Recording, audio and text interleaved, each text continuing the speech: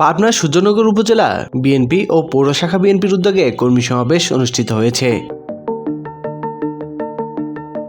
30 November শনিবার বিকেলে সূর্যনগর উপজেলা বিএনপি ও পৌর শাখা বিএনপির আয়োজনে এই কর্মী সমাবেশ অনুষ্ঠিত হয়।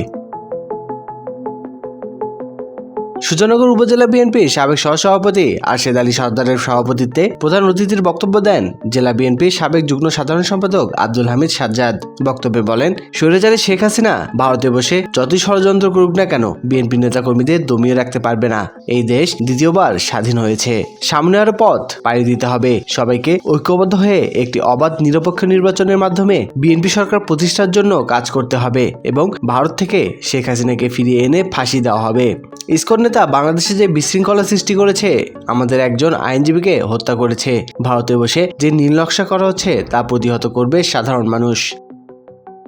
দুঃশাসনে নিপীড়িত হয়ে এদেশে আমরা ঠিকমতো বসবাস করতে পারিনি।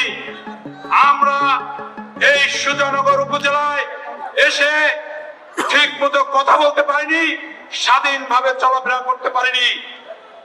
আজকে এই জনসভার মাধ্যমে প্রমাণিত হয় আমি মুক্ত হয়ে দেশ আবারও স্বাধীন হয়েছে। ভাইয়েরা, দেশ থেকে যে শেখ হাসিনা গত 5ই আগস্ট পালিয়ে গিয়ে ভারতের মোদির কাছে আশ্রয় নিয়ে যে ষড়যন্ত্র শুরু করেছে, তারই ধারাবাহিকতায় আজ আমাদের বাংলাদেশে ইসকন নামে একটি সংগঠন, যার নেতা চিন্ময় কৃষ্ণ দাস বাংলাদেশে আজকে বাংলাদেশের বিভিন্ন জায়গায় মিছিল করে মিটিং করে এই সরকারের বিরুদ্ধে, দেশের বিরুদ্ধে একটি ষড়যন্ত্র চালিয়ে যাচ্ছে।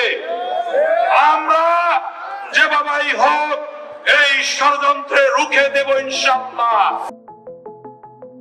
সমাবেশে বিশেষ অতিথি হিসেবে উপস্থিত ছিলেন সূর্যনগর পৌর বিএনপির সাবেক সাধারণ সম্পাদক আব্দুল সালাম মোল্লা, সূর্যনগর উপজেলা শ্রমিক দলের সভাপতি আব্দুল মান্নান মোল্লা সহ সূর্যনগর উপজেলার ইউনিয়ন বিএনপির নেতাকর্মীরা।